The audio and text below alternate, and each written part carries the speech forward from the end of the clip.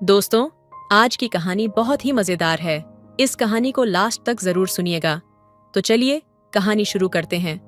और मेरे चैनल पर पहली बार आए होंगे तो जरूर सब्सक्राइब कीजिए। रात का समय था, करीब 12 बजे। अचानक मुझे नींद से जागकर वॉशरूम जाने की आवश्यकता महसूस हुई। मैंने धीरे से उठकर वॉशरूम की तरफ कदम बढ़ाए। थोड़ी देर बाद जब मैं वापस आया तो मैंने देखा कि मेरी भाभी बिस्तर पर सोई हुई थी, लेकिन उनकी पीठ मेरी ओर थी। कमरे में हल्की सी रोशनी थी, जिससे उनकी सिल्क की नाइटी की चमक मुझे दिखाई दे रही थी।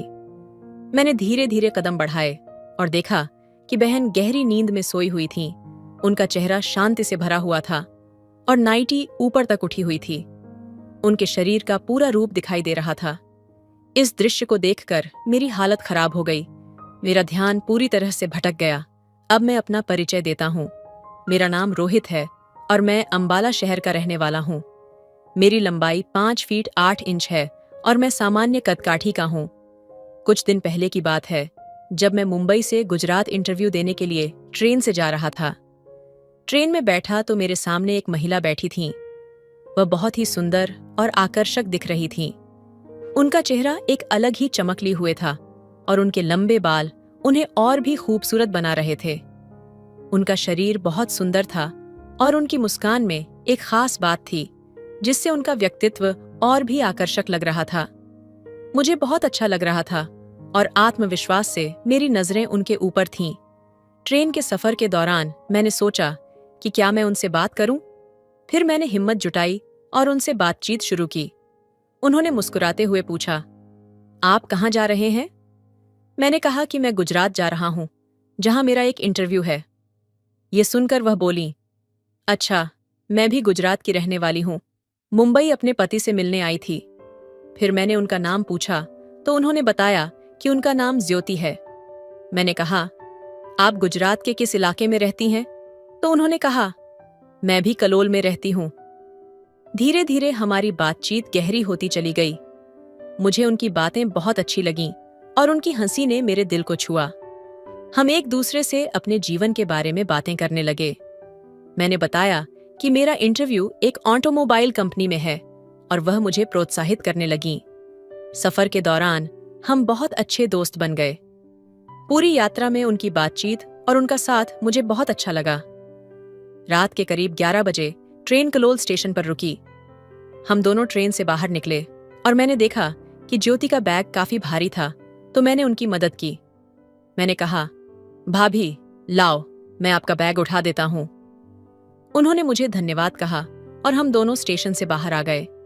क्लोल में रात गहरी हो चुकी थी और स्टेशन के आसपास ज्यादा लोग नहीं दिख रहे थे। स्टेशन के बाहर आते ही ज्योति ने मुझसे पूछा, अब रात को कहाँ ठहरने का सोचा है? मैंने सोचा कि शायद मुझे होटल ढूंढना पड़ेगा, लेकिन ज्योति ने कहा, अगर तुम्हें कोई दिक्कत न हो तो हमारे घर आ सकते हो। रात का समय था और मुझे बैग उठाने में मुश्किल हो रही थी। मैंने थोड़ी देर सोचा और फिर फैसला किया कि मुझे मदद लेनी चाहिए। पास ही में मेरी एक दोस्त का घर था, जिसे मैं भाभी कहकर बुलाता था। मुझे लगा कि उनके घर जाना होटल से बेहतर रहेगा। हम दोनों रेलवे पटरी के किनारे किनारे चलते हुए भाभी के घर की ओर बढ़े। चलते चलते मैंने भाभी से पूछा, आपका घर कितना दूर है? भाभी हंसते हुए बोली, बस थोड़ी ही दूरी पर है। तुम देखना, मेरा घर बहुत आरामदायक और अच्छा है। उनके शब्दों ने मुझे राहत दी और मैंने सोचा कि यह शायद एक नई दोस्ती की शुरुआत हो सकती है। हम उनके घर पहुंचे और भाभी ने दरवाजा खोला। उन्होंने मुझे अंदर आने को कहा। घर में हल्की सी रोशनी थी और दीवारों पर लगे चित्रों ने माहौल को और भी खास बना दिया। अंदर कदम रखते हुए मैंने कहा, थैंक यू भाभी, आपकी मदद के लिए। भाभी मुस्कुराते हुए बोली, थैंक यू तो मुझे कहना चाहिए, तुमने मेरी बहुत मदद की है। फिर उन्होंने मुझसे पूछा, तुम्हें भूख लगी है? क्या खाना पसंद करोगे? मुझे भी थोड़ी भूख लग रही थी, तो मैंने कहा, भाभी, चावल बना लो, जल्दी बन जाएंगे। भाभी हंसी और बोली, ठीक है, मैं कपड़े बदल कर आती हूँ, तुम सामने वाले कमरे में आराम करो। मैं उस कमरे में गया जहां भाभी ने इशारा किया था। वहां जाकर मैंने कपड़े बदलने के बाद हाथ मुंह धोकर खुद को तैयार किया। थोड़ी देर बाद भाभी बाहर आईं।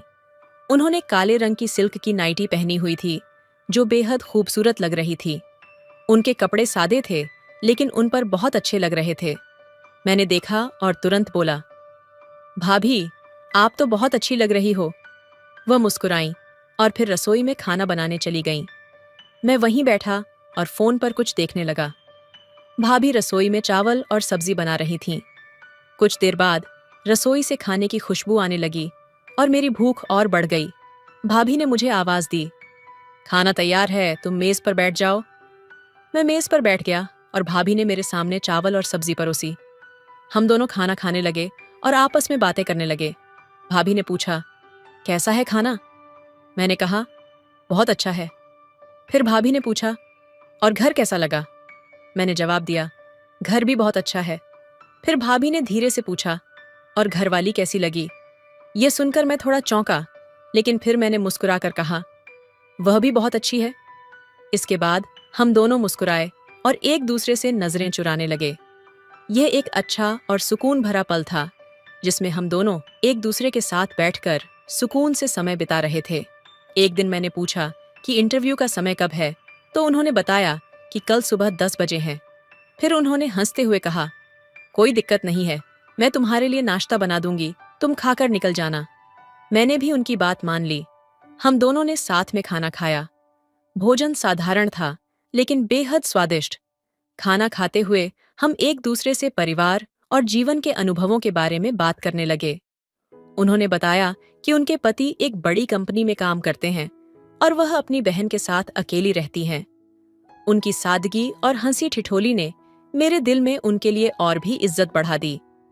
समय के साथ रात हो गई और हम दोनों ने मिलकर बर्तन धोए। फिर उन्होंने कहा, तुम्हें अब आराम करना चाहिए, सुबह जल्दी उठना है ना? मैंने उनकी बात का जवाब देते हुए पूछा, आप कौन सा परफ्यूम इस्तेमाल करती हो? आपके कमरे से बहुत अच्छी महक आ रही है। उन्होंने मुस्कुराते हुए जवाब दिया, यह सिर्फ महिलाओं के लिए है, तुम्हारे पसंद का नहीं होगा। रात के सन्नाटे में जब सब कुछ शांत था, मैं उनके कमरे में लेटा था। थोड़ी देर बाद वह कमरे में आई और हंसते हुए बोली, अब क्या और पूछना चाहते हो? मैंने हंसते हुए जवाब दिया, क्या पूछना चाहती हैं? वह मेरे चेहरे को देखते हुए बोली, अगर तुम्हारी जॉब यहां लग गई तो फिर तुम कहां रहोगे?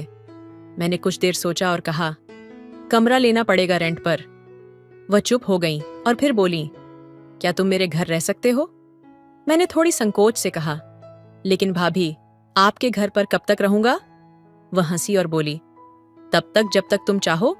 मैंने फिर कहा, नहीं भाभी, ये ठीक नहीं होगा। वह समझ गई और बोली, ठीक है, तुम रेंट पर रह सकते हो, जो किराया तुम बाजार में दोगे वही मुझे दे देना, इससे मुझे भी अच्छा लगेगा। ये विचार वाकई में अच्छा था, लेकिन मैंने कहा, पहले जॉब तो लगने दो, फिर देखेंगे। उन्होंने मुस्कुराते हुए कहा, तुम्हारी जॉब पक्की है? मैंने हैरान होकर पूछा, आपको कैसे पता? उन्होंने कहा, बस मुझे यकीन है। मैंने फिर कहा, देखते हैं। फिर वह बोली, अगर जॉब लग गई तो क्या तुम मेरे घर रहोगे? मैंने सिर हिलाकर हाँ कहा और इस बात से हमारे बीच एक अच्छी समझ बन गई। थोड़ी देर बाद मैंने कहा, अब हमें सोना चाहिए, सुबह मुझे भी जल्दी उठना है। उन्होंने कहा, हाँ, मुझे भी काम पर जाना है। वे भी किसी कंपनी में काम करती थीं। मैंने पूछा, मैं कहाँ सो सकता हूँ? तो उन्होंने कहा, तुम मेरे पास सो जाओ, हम दोनों एक ही कमरे में सो सकते हैं। मैंने थोड़ी हिचकिचाहट दिखाई और कहा, नहीं, मुझे दूसरे कमरे में सोना है। उन्होंने फिर कहा, वह कमरा थोड़ा गंदा है, तुम यहीं पर मेरे कमरे में सो जाओ। आखिरकार मैंने उनकी बात मान ली और बिस्तर ले लिया। एक दिन मैं घर पर कुछ काम कर रहा था, तभी भाभी ने मुझे कहा, तुम मेरे कमरे में आराम से सो सकते हो, लेकिन अगर तुम्हें कोई परेशानी हो तो मुझे बताना। मैंने पहले तो मना किया, लेकिन फिर सोचा कि शायद इससे कोई समस्या नहीं होगी। भाभी ने मुझे कंधा देकर आराम से बिस्तर पर लेटा दिया और खुद नीचे लेट गई। कमरे में शांति और सुकून का माहौल था। धीरे धीरे मैं भी आराम से सोने की कोशिश करने लगा। रात करीब 12 बजे मुझे अचानक नींद खुली और मैंने वॉशरूम जाने का निर्णय लिया। जब वापस आया तो देखा कि भाभी उल्टा लेटी हुई थीं और मुझे ध्यान आया कि मुझे उनके साथ अधिक बातचीत करने का कोई अवसर नहीं मिला था। हालांकि मैंने सब कुछ शांतिपूर्वक लिया और फिर से सोने की कोशिश की। सुबह भाभी ने मुझे 7 बजे उठाया और चाय पीने के लिए बुलाया। मैंने कहा, भाभी, मैं चाय नहीं पीता, लेकिन उन्होंने मुस्कुराते हुए कहा, कोई बात नहीं, थोड़ी सी पी लो, मैंने तुम्हारे लिए प्यार से बनाई है। जब मैंने भाभी की तरफ देखा तो उनकी आंखों में एक नई चमक थी और उनका तरीका भी थोड़ा अलग था। फिर मैं तैयार होकर जाने लगा तो भाभी बोली, इंटरव्यू के बाद मुझसे मिलकर जाना और बताना कि क्या हुआ। मैंने ओके कहा और इंटरव्यू के लिए निकल पड़ा। इंटरव्यू के बाद मैं वापस आया तो भाभी का घर बंद था और मैंने उनका नंबर भी नहीं लिया था। मैंने सोचा, अच्छा, भाभी को फोन कर लूंगा। फिर शाम को भाभी घर लौटी और वह बहुत स्टाइलिश नजर आ रही थीं। आते ही उन्होंने कहा, ओह सॉरी, मुझे भूल गया था कि तुम मेरा इंतजार कर रहे थे। भाभी ने दरवाजा खोला और मुझे अंदर आने को कहा। वह जल्दी से कपड़े बदलने के लिए गईं और फिर एक आरामदायक टी शर्ट और लोअर पहनकर वापस आईं। भाभी ने पूछा, क्या हुआ, इंटरव्यू में कुछ समस्या हुई? मैंने उन्हें बताया, नहीं, जॉब लग गई है, बस 3 दिन बाद ज्वाइन करना है। भाभी ने खुशी से कहा, यह तो बहुत अच्छा है, फिर तुम क्यों जा रहे हो? मैंने कहा, मेरे पास ज्यादा कपड़े नहीं हैं, मुझे घर जाकर अपने परिवार से मिलना है। भाभी ने थोड़ी उदासी जताई, लेकिन फिर वह समझ गईं कि मैं वापस क्यों जा रहा था। मैं आऊंगा और कुछ जरूरी सामान भी ले आऊंगा, मैंने कहा। इस पर भाभी ने एक हल्की सी उम्मीद भरी नजरों से मुझसे पूछा, क्या तुम वापस आओगे? उनके चेहरे पर यह साफ दिख रहा था कि जैसे मेरे बिना उनका मन कहीं नहीं लग रहा हो। मैंने भाभी से कहा, भाभी, मैं जरूर आऊंगा। तो भाभी थोड़ी सी राहत महसूस करते हुए बोली, अच्छा, तो फिर तुम कब जाओगे? ट्रेन कब की है? मैंने जवाब दिया, कल सुबह की है, नाइट की ट्रेन में कोई सीट नहीं है। ये सुनकर भाभी बहुत खुश हो गईं और बोली, ठीक है, फिर आज तुम आए हो तो रूम की सफाई कर लेते हैं और शाम को कुछ खास करेंगे। मैंने पूछा, क्या खास करेंगे? तो भाभी बोली, तुम्हारी जॉब लग गई है तो पार्टी करते हैं। पार्टी? भाभी, मैं तो काफी बचत में हूं, पैसे कम हैं, मैंने कहा। भाभी मुस्कुराते हुए बोली, कोई बात नहीं, पार्टी में दे दूंगी, जब तुम्हारी सैलरी आ जाएगी तो वापस कर देना। फिर हम दोनों ने खाना खाया और रूम की सफाई में लग गए। सफाई करते करते देर हो गई। फिर भाभी ने पूछा, क्या तुम घर पर खाना खाओगे या बाहर? मैंने कहा, घर पर ही खाएंगे। फिर भाभी ने पूछा, क्या तुम ड्रिंक करते हो? मैं थोड़ा चौंका, लेकिन पहले कुछ बोल पाता। तब तक भाभी ने कहा, ठीक है, तो तुम बाहर से एक बोतल ले आना, मैं तब तक कुछ खाने के लिए तैयार करती हूँ। उन्होंने मुझे 500 रुपये दिए और बोली, एक रेड लेवल की बोतल ले आना, कुछ फ्रूट्स और ड्राई फ्रूट्स भी ले आना, और हाँ, एक सिगरेट का पैकेट भी ले आना। मैंने पैसे लेकर दुकान की ओर रुख किया। वहां 970 रुपये की एक बोतल मिल रही थी और मैं पहले कभी भी इतने महंगे ब्रांड पर नहीं गया था, लेकिन इस बार कुछ अलग ही था। फिर मैंने वही खरीदी। आज का दिन कुछ खास था। मैंने ऑफिस से आते ही फ्रेश हो जाने का मन बनाया। साथ में कुछ फ्रूट्स और ड्राई फ्रूट्स ले आया ताकि घर में एक छोटी सी पार्टी का माहौल बनाया जा सके। घर पहुंचते ही मुझे देखा तो भाभी ने मुझे देखकर कहा, तुम थोड़ा आराम करो, मैं खाना तैयार कर देती हूँ। भाभी ने आलू गोभी की सब्जी और पूरी बनाई थी, जो बहुत ही स्वादिष्ट लगा। भाभी नहाने जाती रही थी। भाभी ने मुझे कहा, तुम पहले नहा लो, ये कपड़े गंदे हो गए हैं। मैंने जवाब दिया, लेकिन मेरे पास तो दूसरे कपड़े नहीं हैं। तो भाभी मुस्कुराते हुए बोली, कोई बात नहीं, ये लो, एक लोवर और टी शर्ट पहन लो। मैंने उनके दिए कपड़े पहने और फ्रेश हो गया। जब मैं भाभी के पास पहुंचा तो वो भी तैयार हो चुकी थीं। हमें साथ में चाय और स्नैक्स का आनंद लेना था और बातचीत का सिलसिला शुरू हुआ। भाभी ने मुझसे पूछा, तुम्हारी कैसी गर्लफ्रेंड है?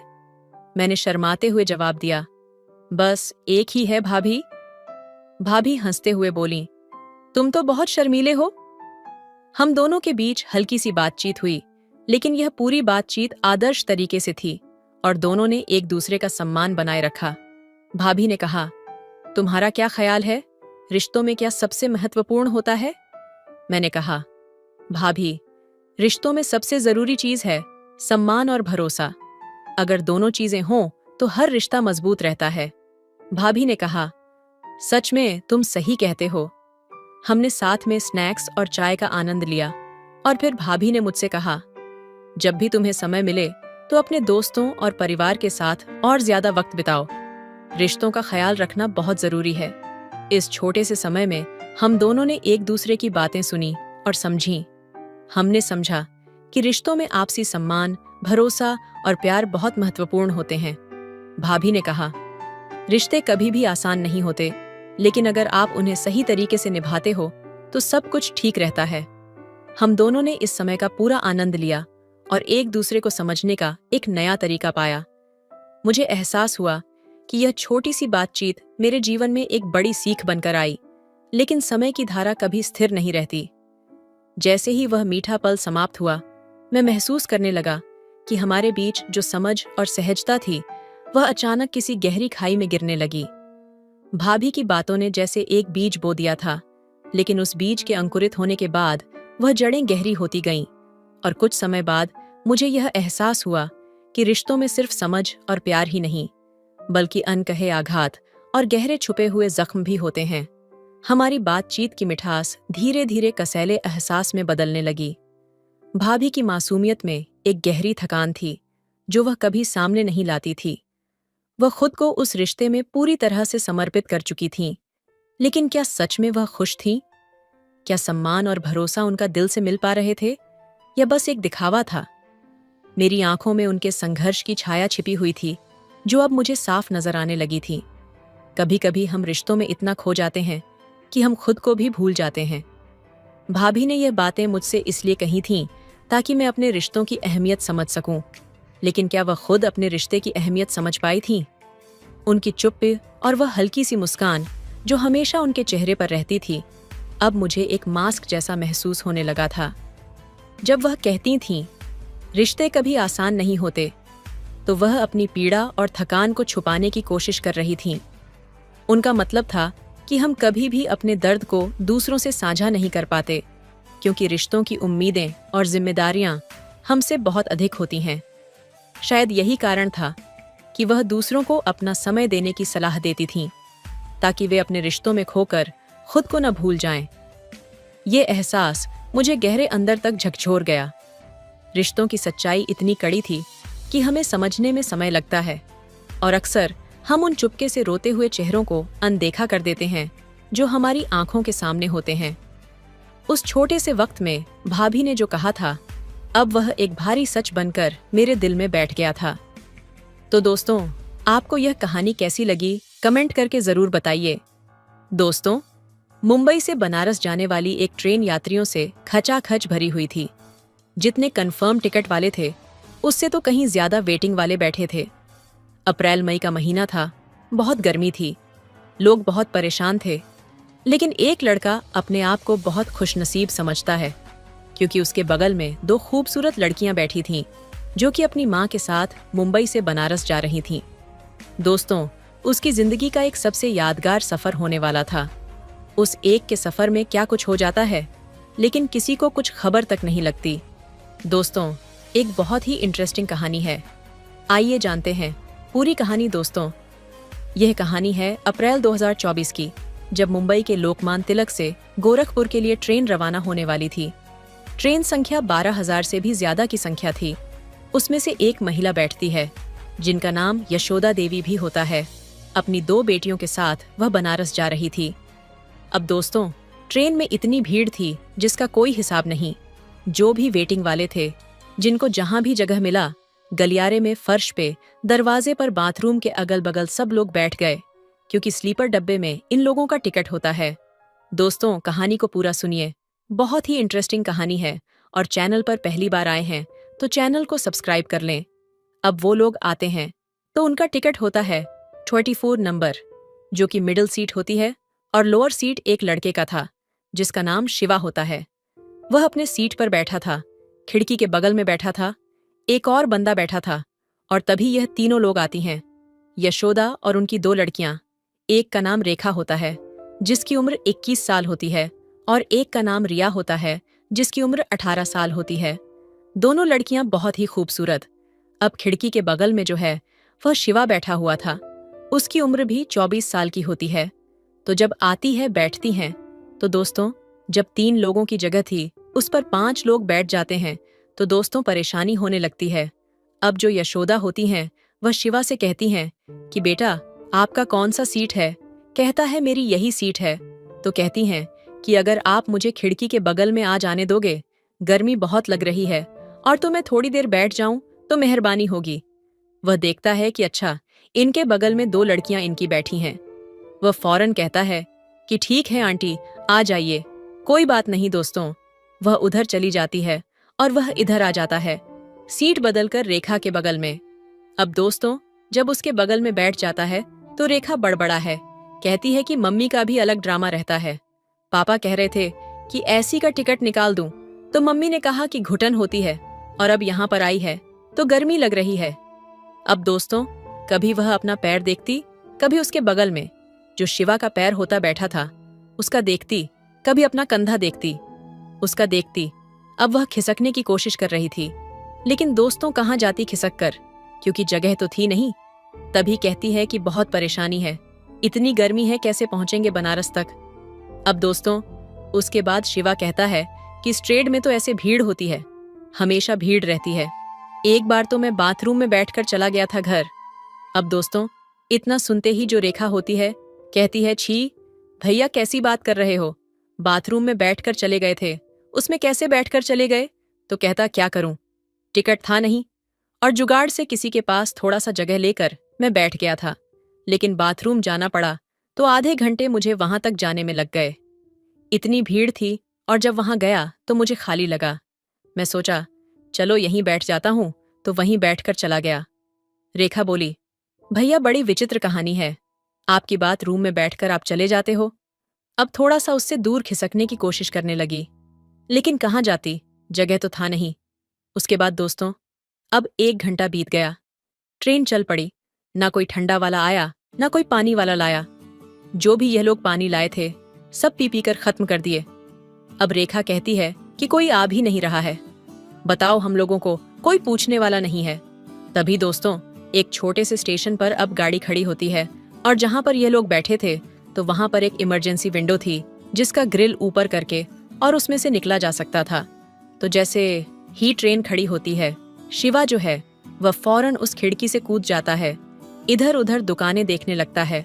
तो एक छोटी सी दुकान दूर पर दिखती है, जाता है वहां से पानी लेता है और लाकर पीने लगता है।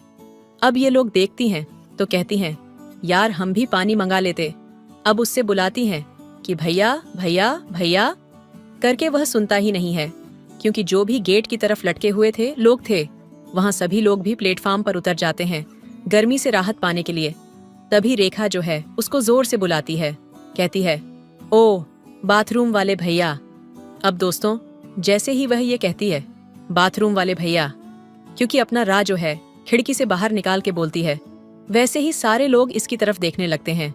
शिवा भी इसकी तरफ देखता है और उसके बाद वह आता है, उसके पास उसको इशारा करके बोला है, कहती भैया 50 ले लो और जाओ जरा 2 बोतल पानी ला दो। वह जाता है, पानी लेकर आता है और जैसे ही देता है ट्रेन चल पड़ती है। वह कहती है अरे भैया बैठो, आप जल्दी बैठो। कैसे बैठोगे, दौड़ के जाता है दरवाजे की तरफ और वहां से फिर 10-15 मिनट में अंदर आता है और जैसे ही आता है तो एक सामने जो बैठा था वह कहता है कि बाथरूम वाले भैया आ गए।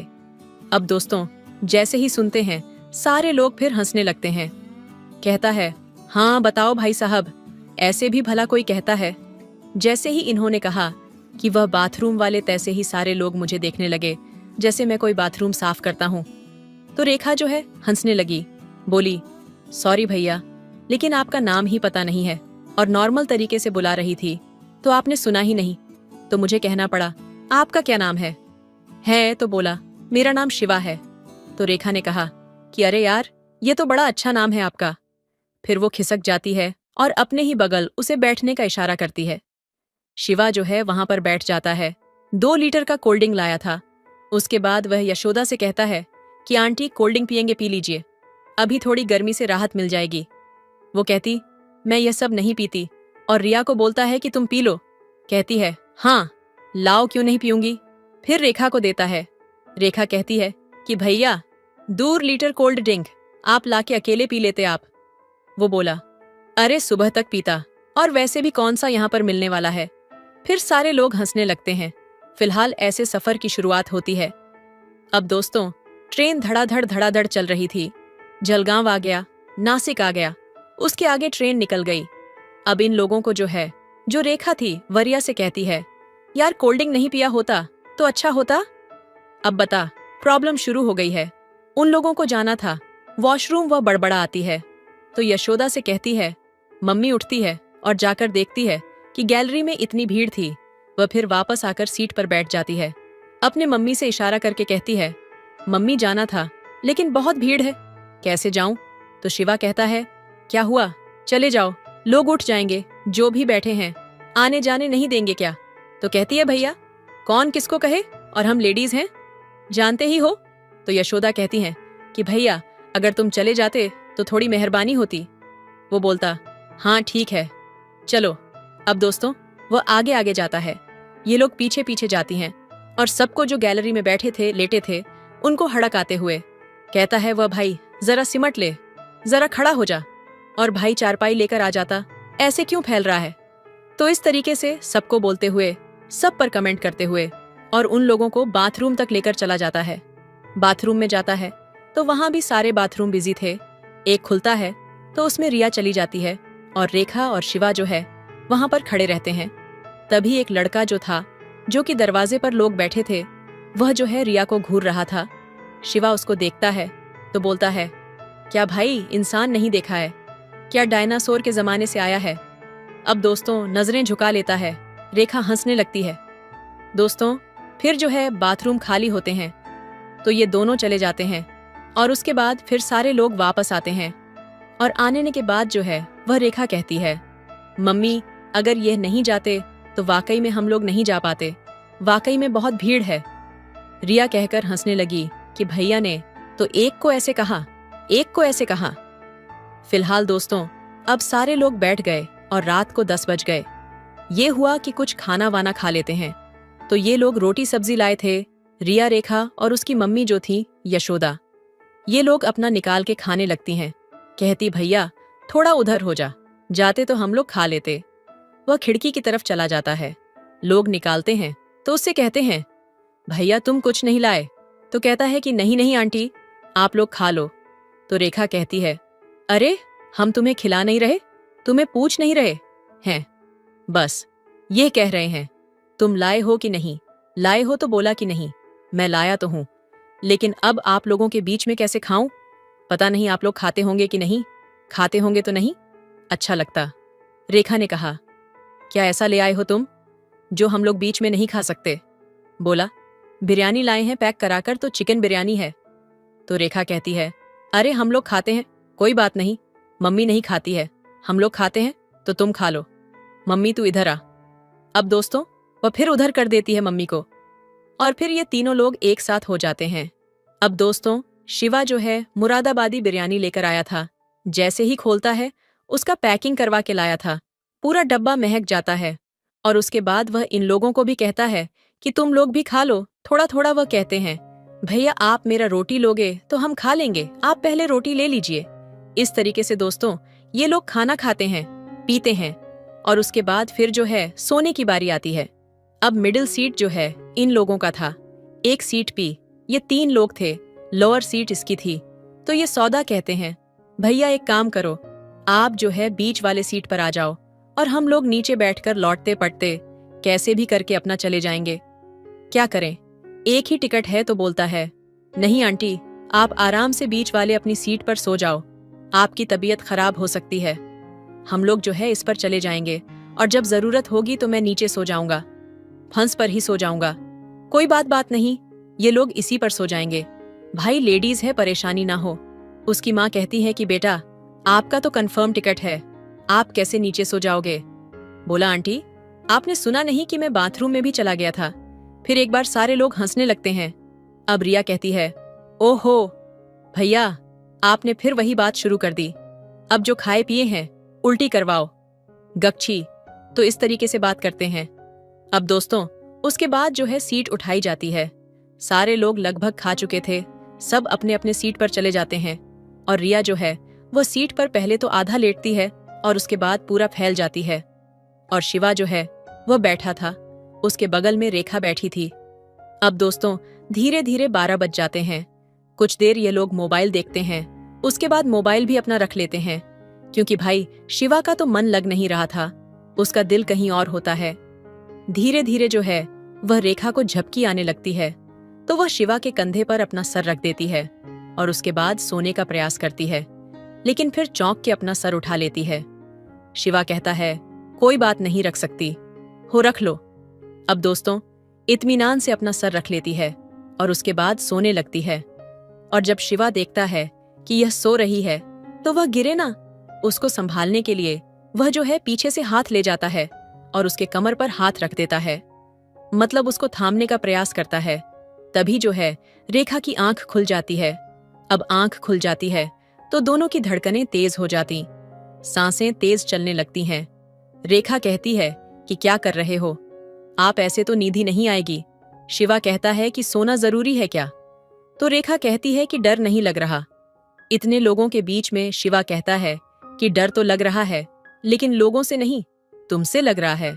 तो उससे कहती है रेखा कि तुम्हारी हरकतों से तो नहीं लग रहा है कि तुम्हें डर भी लग रही है दोस्तों। फिर वह हाथ उठा लेता है, वहां से हटा लेता है उसके कमर से। वह कहती है, कोई बात नहीं, डरो मत, लेकिन इससे आगे बढ़ो भी मत। वह खुद उसका हाथ पकड़ के अपने कमर पर रख देती है और कहती है, थैंक यू मुझे संभालने के लिए।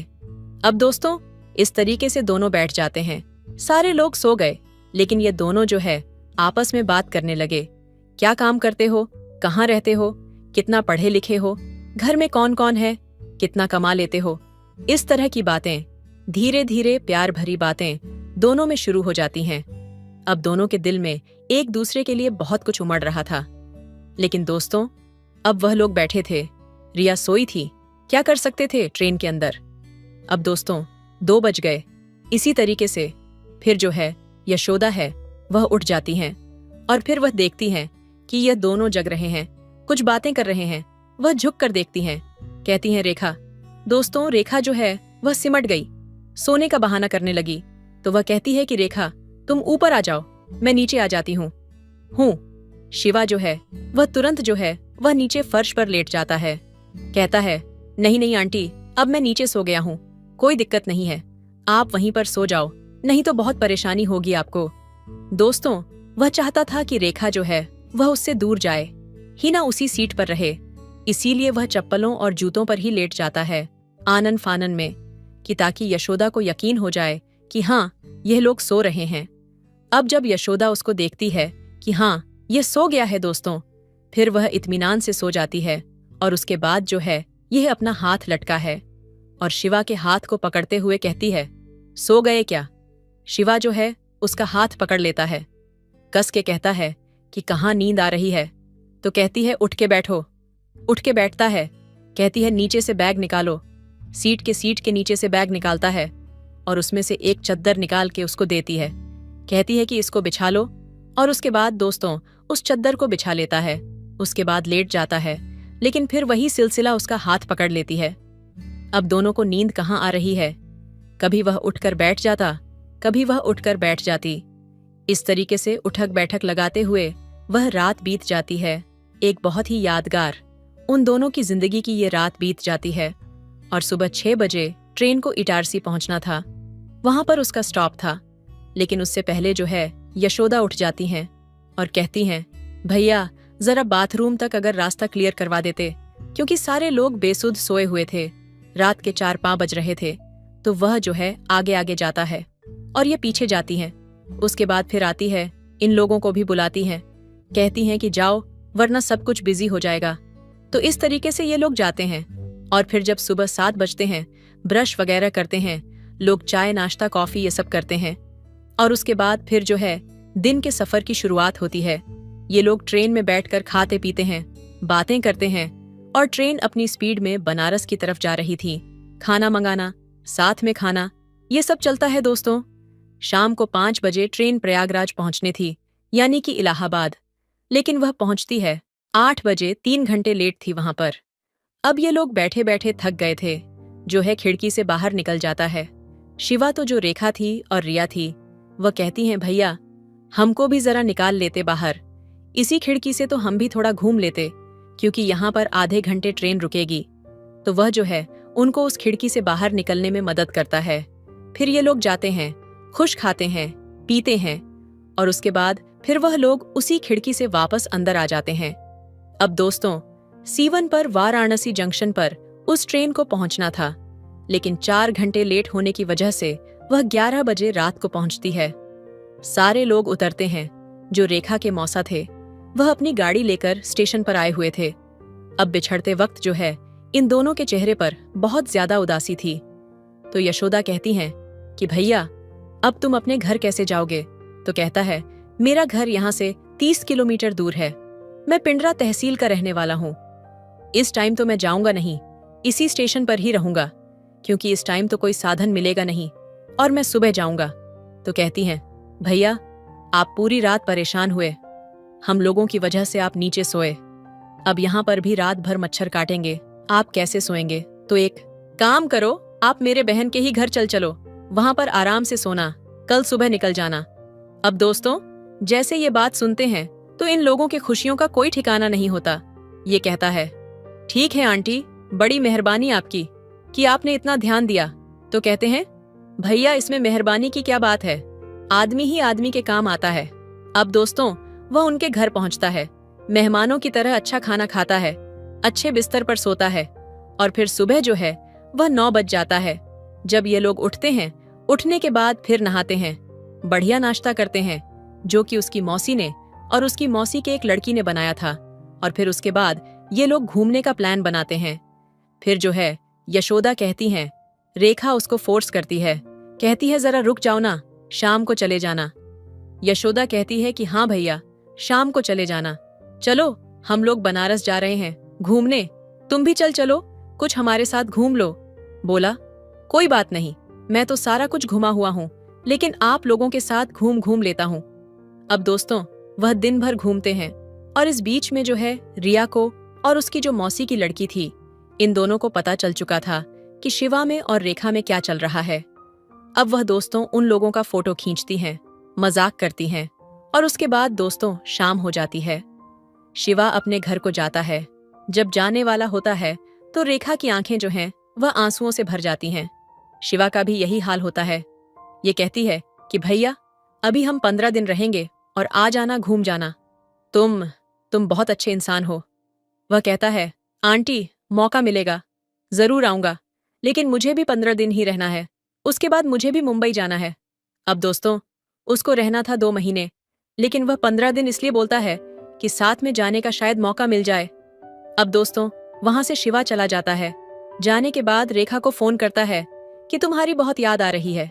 रेखा कहती है फिर छोड़कर चली गए, और मुझे भी तुम्हारी याद आ रही है। दोस्तों, 1 हफ्ते बीतता है, और एक दिन मोटरसाइकिल लेकर शिवा जो है वहां पर पहुंचता है। उसको देखते ही इन लोगों की खुशियों का कोई ठिकाना नहीं रहता। जो रेखा थी वह दोस्तों जैसे ही मौका मिलता है उससे लिपट जाती है और कहती है बहुत दिन बाद आए आप, कहता है कि मुसाफिर का क्या भरोसा, क्या पता यह मुलाकात अंतिम मुलाकात हो। लेकिन दोस्तों, उसके बाद जो है वह दिन भर रहता है और फिर अपने घर चला जाता है। दोस्तों, ठीक 15 दिन बाद फिर उसी वाराणसी जंक्शन पर ये चारों लोग इकट्ठा हुए थे, क्योंकि अब ये वापस मुंबई जा रहे थे। अब की बार इनका जो टिकट था वो एसी का था और चारों का कंफर्म टिकट था। एक बार फिर मौज मस्ती करते हुए ये वापस जाते हैं, मुंबई पहुंचते हैं, और उसके बाद से दोस्तों इन दोनों में, रेखा में और शिवा में लगातार फोन पर बातें होती रहीं।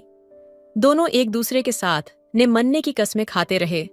दोनों में बेपनाह प्यार हो जाता है। अब दोस्तों, दोनों शादी करना चाहते हैं। इस बात को 3 महीने बीत गए हैं। अप्रैल मई में जो कहानी शुरू हुई थी, जो सफर शुरू हुआ था, सितंबर आ गया है। लेकिन दोनों की हैसियत में काफी फर्क है। जहां पर उसके जो पिताजी हैं, रेखा के पिताजी लाख रुपए से ऊपर कमाते हैं, वहीं पर इसकी सैलरी जो है 50,000 की है। लेकिन फिर भी इन दोनों को उम्मीद है कि इन दोनों की शादी जरूर होगी। लेकिन आगे क्या होता है कुछ पता नहीं। दोस्तों, यह कहानी जो है वह रेखा ने मुझे शेयर किया था, मेल किया था कि सर मेरी एक कहानी है, ऐसी ऐसी है। आप जरूर लोगों को सुनाइए। और सबसे मैं राय लेना चाहती हूँ कि आखिर हम लोग कैसे शादी करें, किस तरीके से करें। तो दोस्तों, आपके पास कोई आइडिया हो तो कमेंट के जरिए आप जरूर बता दें, उन तक पहुंच जाए। दोस्तों, अगर आपको यह कहानी पसंद आई हो तो वीडियो को लाइक करें और चैनल को सब्सक्राइब करें। एंड बेल आइकन पर क्लिक करें, ONL घंटी को प्रेस करें ताकि जब भी वीडियो डाले नोटिफिकेशन सबसे पहले आपको मिले। मिलते हैं एक और दिलचस्प कहानी के साथ में। धन्यवाद। हेलो दोस्तों, स्वागत है आपका हमारे YouTube चैनल पर। दोस्तों, अगर मेरे चैनल पर नए होंगे तो प्लीज मेरे चैनल को सब्सक्राइब जरूर कीजिएगा। तो चलिए जल्दी से आपको कहानी सुनाते हैं। उस रात रोहित मेरे कमरे में आया और बोला, मैम साहब, खाना लगा दूं क्या? मैंने कहा, मुझे अभी भूख नहीं है। फिर मैंने बोला, रोहित, मेरा एक काम करोगे? रोहित बोला, बिल्कुल करेंगे मैम साहब। मैंने कहा, रोहित, मेरी तबीयत ठीक नहीं लग रही, थोड़ा तेल गर्म करके लाओ और मेरे हाथ पैर दबा दो और मालिश भी कर देना। रोहित बोला, ठीक है मैम साहब, हम तेल गर्म करके लाते हैं। मैं उस समय गाउन पहने हुए थी और बिस्तर पर लेट गई। रोहित 5 मिनट में तेल गर्म करके कमरे में आ गया और वहीं खड़ा हो गया। मैंने अपना गाउन घुटनों तक उठा लिया और कहा, रोहित, मेरे पैरों पर तेल लगाकर मालिश कर दो। रोहित, जी मैम साहब, कहकर मेरे पैरों पर तेल की मालिश करने लगा। मैंने जानबूझकर अपना गाउन ऊपर उठा लिया ताकि रोहित को अपना जलवा दिखा सकूं। रोहित मेरे पैरों की मालिश करते हुए मेरी टांगों को देख रहा था। उसकी उंगलियों की पकड़ पहले से भी ज्यादा तेज हो गई। फिर मैंने पलट कर बोला, रोहित, मेरी पीठ की भी मालिश कर दो, बहुत दर्द हो रहा है। वह थोड़ा हिचकिचाया और बोला, मैम साहब, मैं ये नहीं कर सकता। मैंने कहा, रोहित, देखो, तुम्हें शर्माने की कोई जरूरत नहीं है। मैंने तुम्हें काम पर रखा है और इस मालिश के पैसे मैं तुम्हें अलग से दूंगी ताकि तुम्हारा घर अच्छे से चले। रोहित ने मेरी पीठ पर मालिश शुरू कर दी। मैंने दीवार पर लगे शीशे में देखा कि वह अब मेरे बदन को देख रहा था। मैंने कहा, रोहित, मेरे पीठ पर अच्छे से मसाज करो। वह कांपते हुए हाथों से मेरी पीठ की मसाज कर रहा था। उसके हाथ बहुत ज्यादा कांप रहे थे। थोड़ी देर बाद मैं पलटकर सीधी हो गई और बोली, रोहित, अब मेरे पेट की भी मालिश करो। रोहित बोला, मैम साहब, ये क्या कह रही हो? वह बुरी तरह कांप रहा था और हिचकिचा रहा था। मैंने उसके दोनों हाथ पकड़कर कहा, कोई बात नहीं है, तुम्हें कोई शर्म नहीं करनी चाहिए। बहुत बहुत धन्यवाद। वैसे भी मालिक घर पर नहीं है तो हमें ही आपका ख्याल रखना होगा।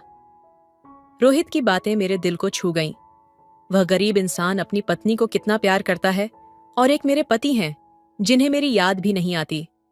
कितना तड़पता होगा वह यहां अपनी बीवी के बिना, ठीक वैसे ही जैसे मैं अपने पति के बिना। तभी मुझे एक बुरा ख्याल आया कि हम दोनों एक दूसरे की तड़प भी तो दूर कर सकते हैं। तब से मेरी नजरें रोहित के लिए बदल गईं। एक दिन वह घर में सफाई कर रहा था। उस समय उसने सिर्फ नीचे एक हाफ पैंट पहन रखा था। उसकी मसल्स और बदन को देखकर मुझे कुछ कुछ होने लगा। मैंने ठान लिया, रोहित के साथ अपनी और उसकी तड़प मिटा लूंगी। मैं उसे अपने करीब लाने के लिए नए नए तरीके अपनाती, लेकिन उसका ध्यान हमेशा घर के कामों पर ही रहता। मैं जानबूझकर उसके सामने छोटे छोटे कपड़े पहनती ताकि उसका ध्यान भटके और वह मेरी तरफ आकर्षित हो, लेकिन वह तो हमेशा अपने कामों में ही बिजी रहता। मैं जब नहाने के लिए जाती तो बाथरूम का दरवाजा जानबूझकर खुला छोड़ देती और अक्सर रोहित के सामने छोटी छोटी नाइट कपड़ों में ही रहती। लेकिन मेरे सारे हथकंडे फेल हो रहे थे। मुझे लगा मुझे कुछ और ट्राई करना चाहिए जिससे रोहित जल्दी बहक जाए। मैंने एक बार रोहित को अपने पास बुलाया और उससे कहा, आज मेरा शराब पीने का बहुत मन है। उसने कहा, मैम साहब, शराब सेहत के लिए ठीक नहीं होती और पिछली बार भी जब आपने ज्यादा शराब पी थी तो आपकी तबीयत खराब हो गई थी।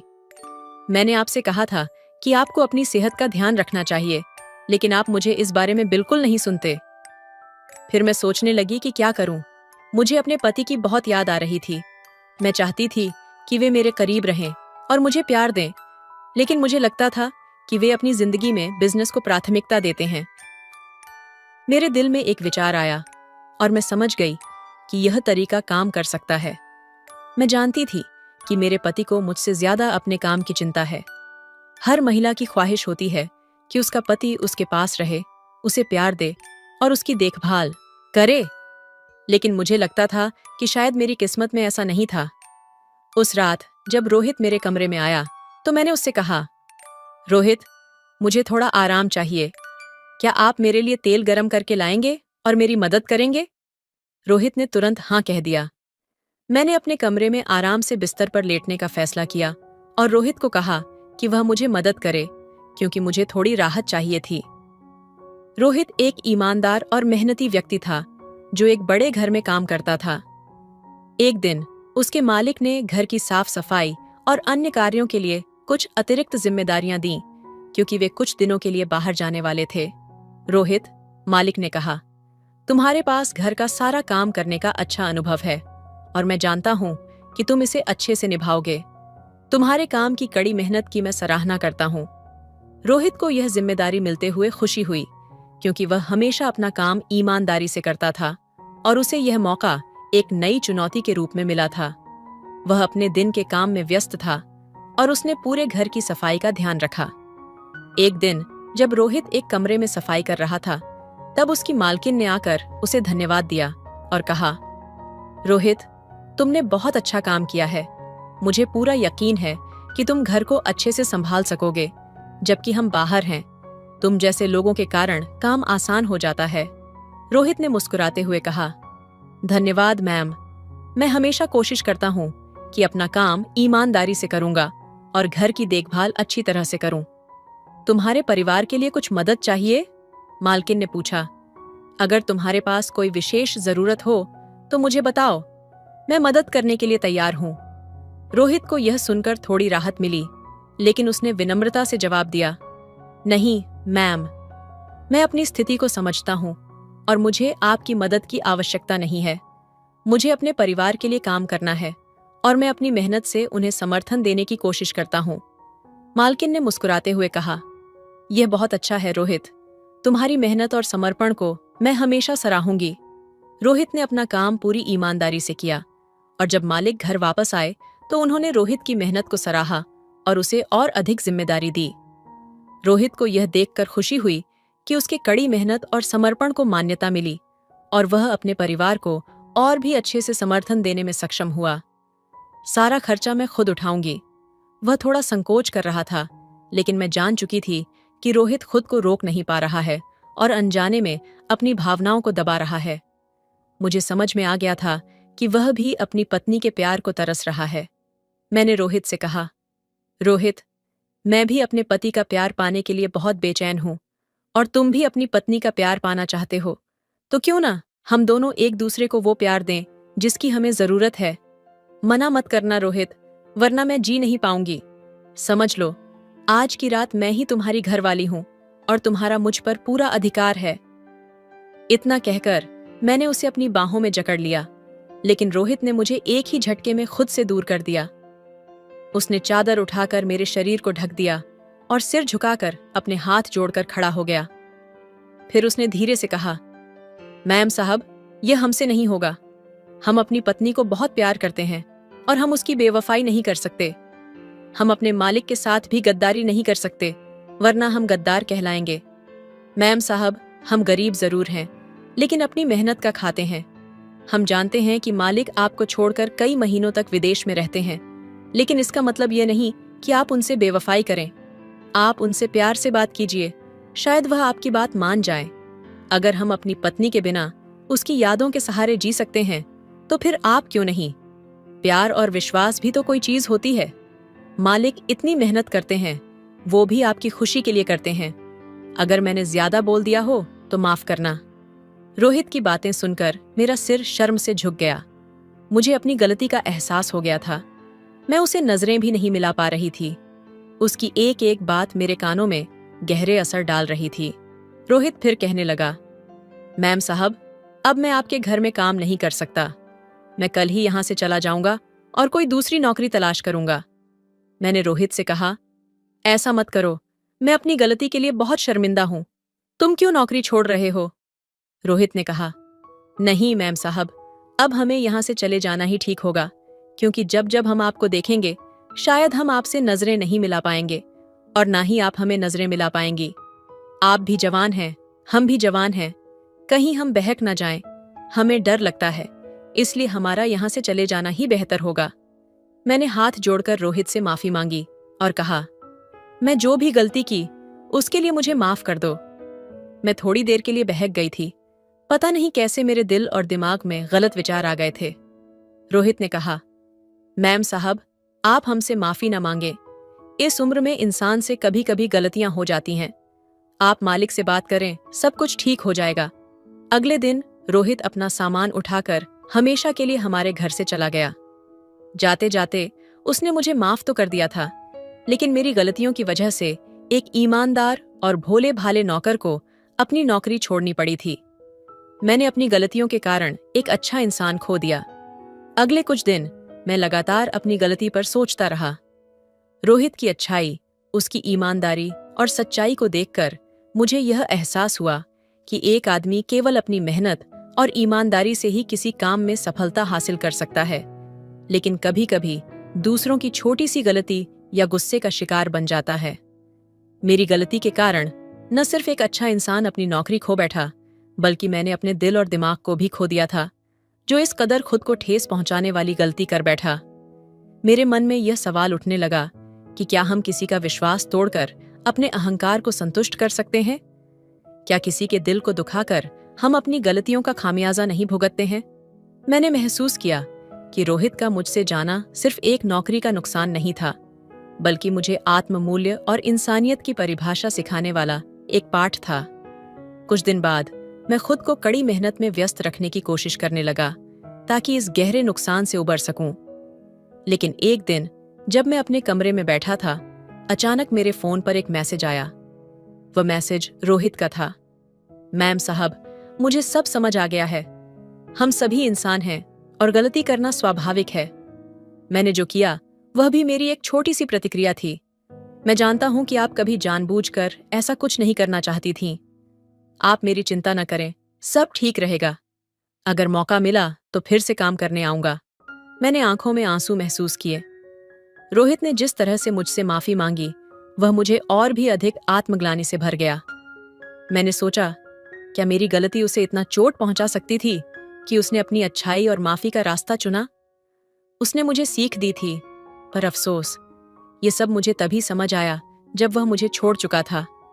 उस दिन मैंने मन में ठान लिया कि अब से मैं अपनी हर गलती पर आत्मनिरीक्षण करूंगा और जितनी जल्दी हो सके उसे सुधारने की कोशिश करूंगा। मुझे अब यह एहसास हो गया था कि हम केवल अपनी गलतियों से नहीं, बल्कि उन्हें सुधारने की हमारी कोशिशों से बड़ा बन सकते हैं। और सबसे महत्वपूर्ण बात, मैंने सीखा कि किसी के दिल को दुखाने से ज्यादा नुकसान खुद को होता है, क्योंकि यह हमारे अंदर की इंसानियत को खत्म कर देता है। रोहित की माफी ने मुझे न केवल अपनी गलती पर पछताने का एहसास कराया, बल्कि यह भी बताया कि ईमानदारी, सच्चाई और माफी की ताकत बहुत बड़ी होती है। रोहित के जाने के बाद मेरे दिल में गहरे खालीपन की एक खाई बन गई थी। मुझे यह महसूस हुआ कि मैं उसे सही तरीके से समझ नहीं सका था। दिन बीतते गए, लेकिन उस खलिश को मिटाने का कोई तरीका मुझे नहीं मिल रहा था। मैं अपने की पर अफसोस तो कर रहा था, लेकिन दिल के किसी कोने में यह ख्याल भी आता कि क्या सच में मुझे इतनी गहरी माफी की जरूरत थी? क्या मेरी गलती इतनी बड़ी थी कि मैंने एक सच्चे इंसान को अपनी दुनिया से बाहर कर दिया? मैंने खुद को समझाने की बहुत कोशिश की, लेकिन मेरी नासमझी और आक्रोश ने मुझे बार बार चुप कर दिया। रोहित ने मुझसे माफी मांगी थी, पर उसकी वो माफी मुझे कचोट रही थी। अगर वह मुझसे माफी न मांगता तो क्या तब भी मैं इतना ही शर्मिंदा महसूस करता? यह सोचने पर मेरी मानसिक स्थिति और भी बिगड़ने लगी थी। मुझे यह एहसास हुआ कि सच्चाई और ईमानदारी की बात करना बहुत आसान होता है, लेकिन जब वह खुद आपके सामने आकर किसी और के रूप में सामने खड़ा होता है, तब उसे खो देना एक अलग ही दर्द होता है। मैंने कोशिश की, पर कोई रास्ता नहीं मिला। जितना मुझे अफसोस था, उतना ही मैं खुद को दोषी ठहराने में उलझता जा रहा था। अब मेरा दिल यह सोचने से थक चुका था कि क्या रोहित लौटेगा? क्या वह कभी मुझसे फिर से वह विश्वास करेगा जो मैंने उस पर खो दिया था? मेरी जिंदगी में कोई दिशा नहीं थी, क्योंकि हर कदम पर मुझे सिर्फ यह महसूस हो रहा था कि मैंने किसी अच्छे इंसान को खारिज कर दिया था और अब मैं अकेला था। मेरे अंदर गहरी खिन्नता और खुद से नफरत ने घर बना लिया था। मैंने महसूस किया कि अब मेरे पास कुछ भी नहीं बचा। मेरी इज्जत, मेरी गलती और मेरी कमजोरियां मुझे अंदर से खत्म कर रही थीं। मैं इस सोच में डूबा हुआ था कि शायद मुझे खुद को सुधारने की जरूरत नहीं थी, बल्कि मुझे अपने भीतर के अंधेरे को स्वीकार कर लेना चाहिए था। हो सकता है कि मैंने जो किया वह मेरे चरित्र का हिस्सा था, और कभी न कभी इंसान अपनी सबसे बड़ी गलतियों को खुद से ही जोड़ लेता है। रोहित के जाने के बाद मैंने सोचा, क्या इंसान कभी पूरी तरह से अच्छा या बुरा हो सकता है? उस दिन मुझे यह समझ में आया कि हमें सच्चाई का पालन करना चाहिए, पर कभी कभी सच का पालन करने से भी हम खुद को और दूसरों को गहरे घाव दे सकते हैं। ये घाव समय के साथ भरते नहीं हैं, और कभी कभी वह घाव हमें जीवन भर सताते रहते हैं। तो दोस्तों, यह थी आज की कहानी। आपकी क्या राय है इस कहानी पर? कृपया कमेंट में जरूर बताएं। वीडियो पसंद आया हो तो लाइक करें, शेयर करें और सब्सक्राइब करें। धन्यवाद। मैं बाहर बरामदे में सो रहा था और मुझे बहुत ज्यादा ठंड लग रही थी। मेरी भाभी मुझे देखकर कहती हैं, बाहर बहुत ठंड है, तू ऐसा कर, यहाँ मत सो, प्रीति के पास चला जा, उसके साथ जाकर वहां लेट जा। क्योंकि हमारे 2 ही कमरे थे। मुझे बहुत खुशी हुई, आपको बता नहीं सकता मैं कितना ज्यादा खुश था। मैंने अपनी भाभी की बात मानकर प्रीति के पास जाकर लेट गया। प्रीति लेटी हुई थी और साइड में मैं भी था। जैसे ही आधी रात हुई, मैंने प्रीति की चादर पर हाथ फेरना शुरू कर दिया। दोस्तों, आपसे हाथ जोड़कर विनती है कि मेरे चैनल को जरूर सब्सक्राइब कीजिए। तो चलिए कहानी शुरू करते हैं। प्रीति भी जाग रही थी, लेकिन उसने मुझे कुछ नहीं कहा। धीरे धीरे मुझे पता लगने लगा कि प्रीति भी कुछ चाहती है। बस फिर क्या था, मैंने एक ही बारी में उसकी ले ली। मेरी भाभी की छोटी बहन बहुत सुंदर थी, लेकिन मुझे उन्हें सुंदर कहने में बहुत शर्म आ रही थी, क्योंकि मुझे डर लग रहा था कि अगर मैंने उन्हें ऐसा कह दिया तो कहीं वह भाभी को न बता दे।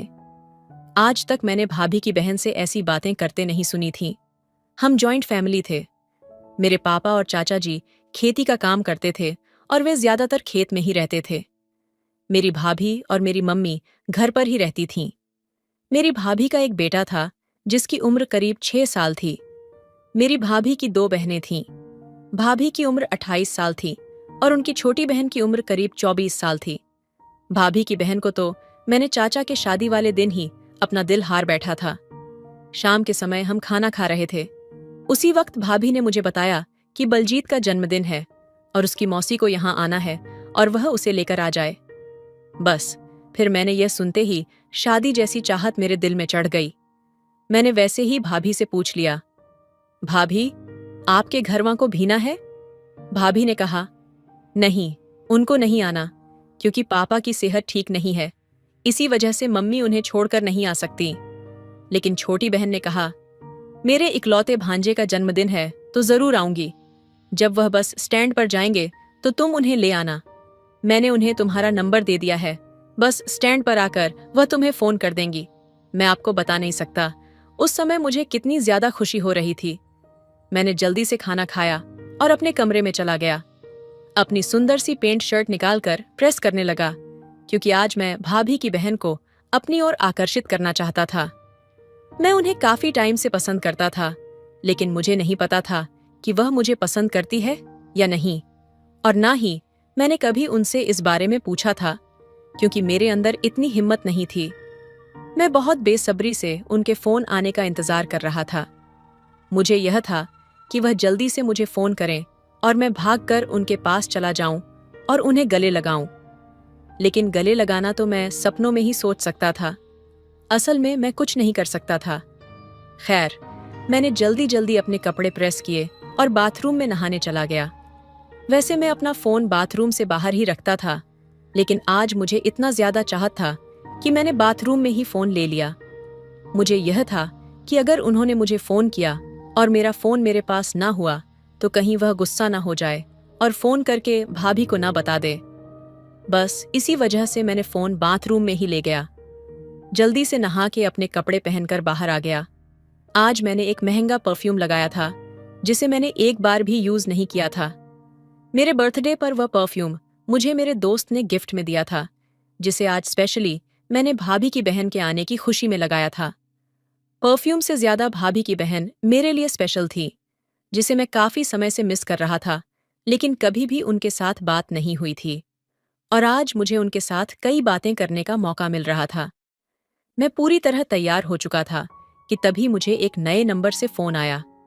मुझे पता था कि यह किसका नंबर है, क्योंकि भाभी की बहन के अलावा मुझे कोई फोन नहीं कर सकता था। इसलिए मैंने जल्दी से फोन उठाया। जैसे ही मैंने हेलो कहा, आगे से मीठी सी आवाज सुनकर सच में वह भाभी की बहन ही थी। उन्होंने कहा, क्या आप समीर बोल रहे हैं? मैंने कहा, हाँ। वह बोली, मैं बस स्टैंड पर आ गई हूं, मुझे आकर ले लो। जाओ। इतनी सुनते ही मुझे पता नहीं क्या होने लगा। मैंने कहा, आप इंतजार करें, मैं अभी आता हूं, बस थोड़ा टाइम लगेगा। उन्होंने कहा, ठीक है। ये कहते हुए उन्होंने फोन काट दिया। परफ्यूम तो मैंने पहले ही लगाया हुआ था, लेकिन फिर से परफ्यूम छिड़क कर निकल पड़ा।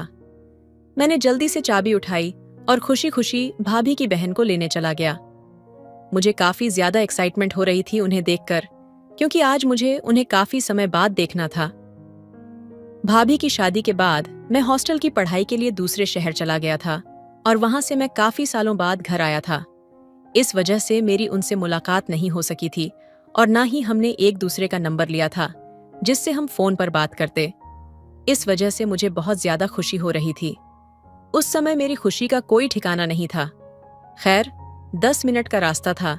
मैं जल्दी से तेज बाइक चलाकर उन्हें बस स्टैंड से लेने के लिए बढ़ा। जैसे ही मैं बस स्टैंड पहुंचा तो भाभी की बहन को देखकर मेरे होश उड़ गए। वह इतनी ज्यादा सुंदर लग रही थी कि मैं बता नहीं सकता। उन्होंने कटिंग करवाई हुई थी और कटिंग करवाने के बाद वह कुछ ज्यादा ही खूबसूरत लग रही थी। उन्होंने लाल रंग का ड्रेस पहन रखा था जिसमें वह पूरी आग लग रही थीं। उस दिन तो उन्होंने मेरे होश ही उड़ा दिए थे। मैं जल्दी से उनके पास गया और मैं उन्हें देखता ही रह गया। वह दूध से भी ज्यादा सफेद थीं। वह जितनी सुंदर थीं, मैंने कभी कोई लड़की नहीं देखी थी। मैंने उनके पास जाकर उनका बैग पकड़ लिया और उन्हें बाइक पर बैठने के लिए कहा। मैंने उनका सामान अपने आगे रख लिया और खुद थोड़ा पीछे बैठ गया। वह भी पीछे की ओर बैठ गई। मैं जानबूझकर बार बार ब्रेक मार रहा था ताकि वह मुझसे टकराए, क्योंकि मैं तो उन्हें छू नहीं सकता था, लेकिन मैंने इस तरह की हरकतें की ताकि वह मुझे खुद छू ले। मैं बाइक के शीशे में उसे देख रहा था। शायद उसने भी इस बात को महसूस कर लिया था।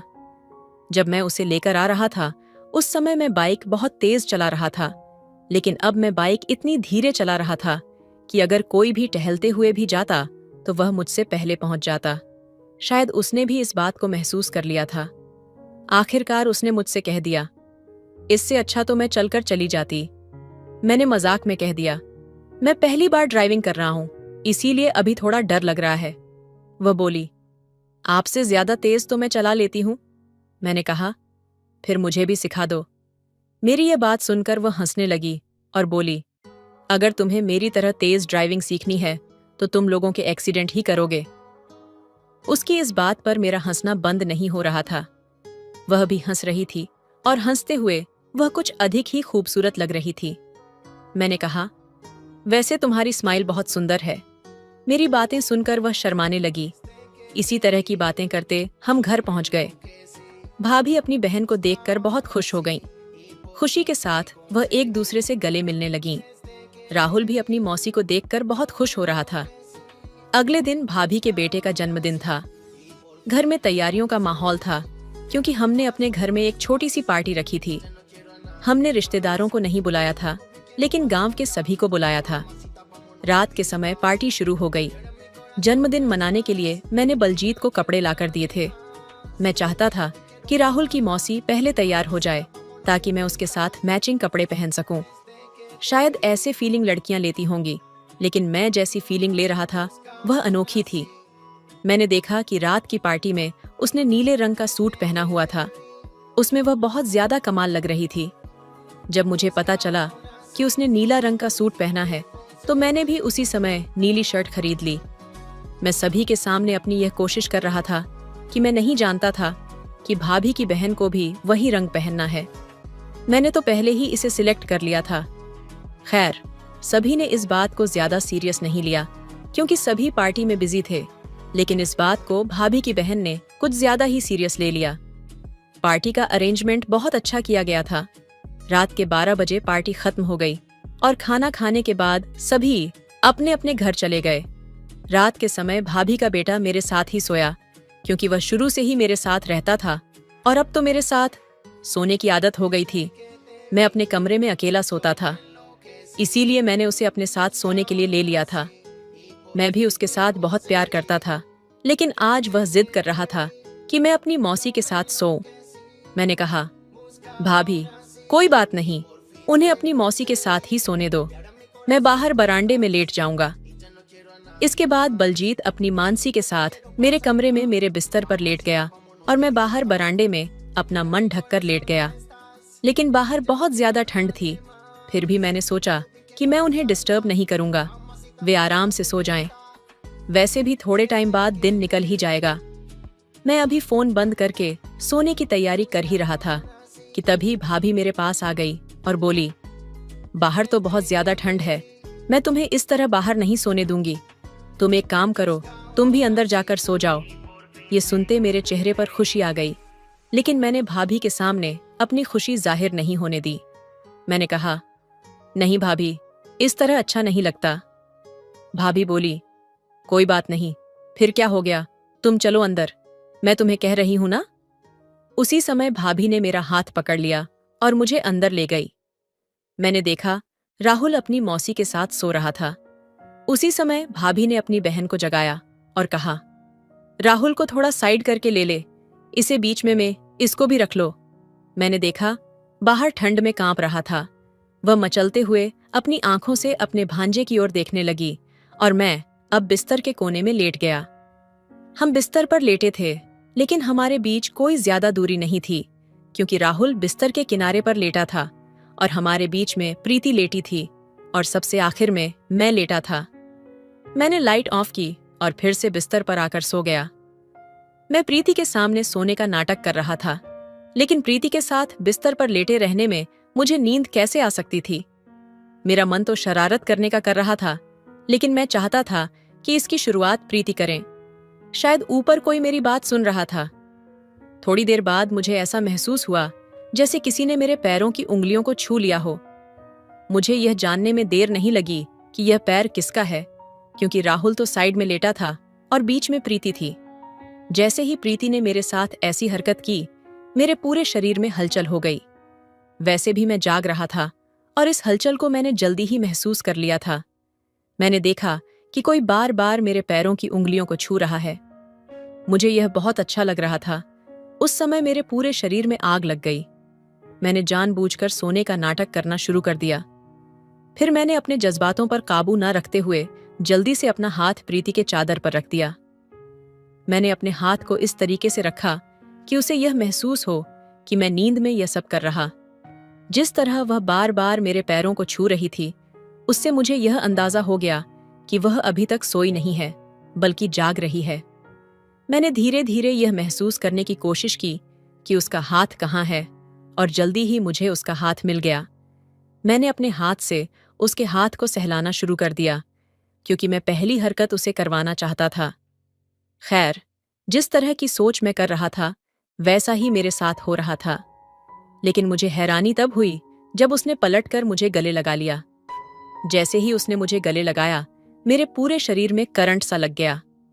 मैं बता नहीं सकता कि उस समय मैंने अपने जज्बातों पर काबू कैसे पाया, लेकिन आखिरकार मैं भी एक लड़का था, इसलिए मुझे अपने आप को कंट्रोल में रखना था। शायद अब वह भी अपने जज्बातों पर काबू नहीं रख पाई और वह हरकत कर बैठी, जिससे मैं भी अपना होश खो बैठा। फिर प्रीति ने मुझे वह सुकून दिया जिसका मैं कब से इंतजार कर रहा था। मुझे बहुत खुशी महसूस हो रही थी और प्रीति भी बहुत खुश थी।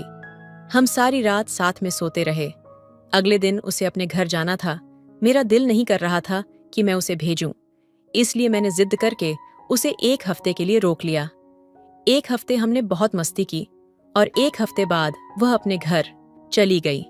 मैं उस 1 हफ्ते को अपनी जिंदगी में नहीं भूल सकता, क्योंकि उस हफ्ते उसने मुझे बहुत खुशी दी थी, जो मैं कभी नहीं भुला सकता। जिस दिन मुझे नौकरी मिली, उस दिन मैं बहुत खुश था, क्योंकि मैं अपनी भाभी की बहन से शादी की बात करने के बारे में सोच रहा था।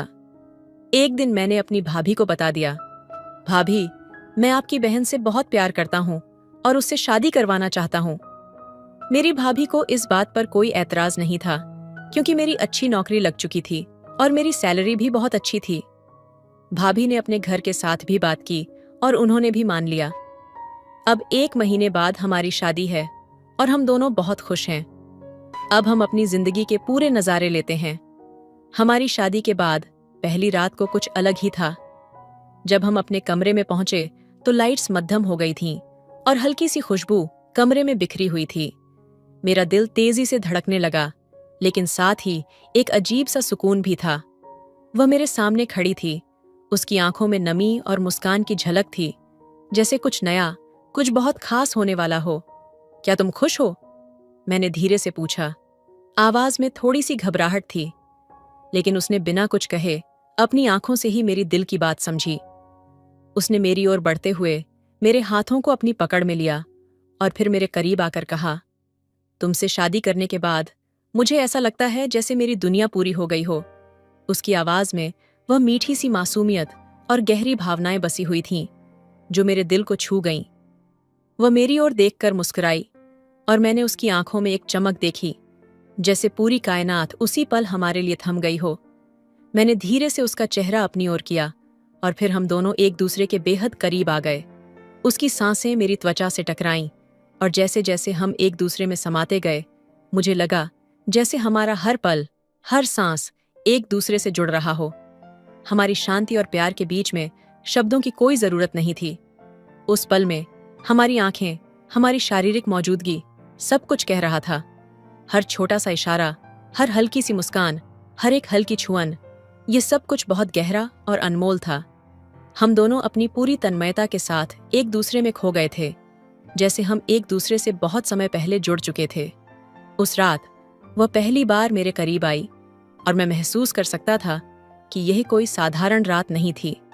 यह हमारी जिंदगी के एक नए अध्याय की शुरुआत थी। वह रात हमारे प्यार की गहराई को महसूस करने और उसे पूरी दुनिया से छुपाने की रात थी।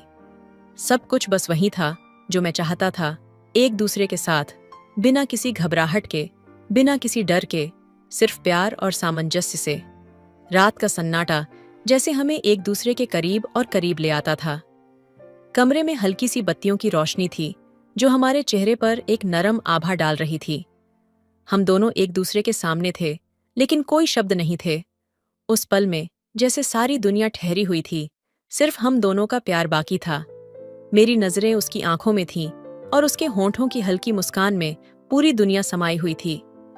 उसकी छुअन से दिल के तार झंकृत होने लगे, जैसे एक मध्यम सी लहर मेरे शरीर से होते हुए मेरे भीतर तक समा रही थी।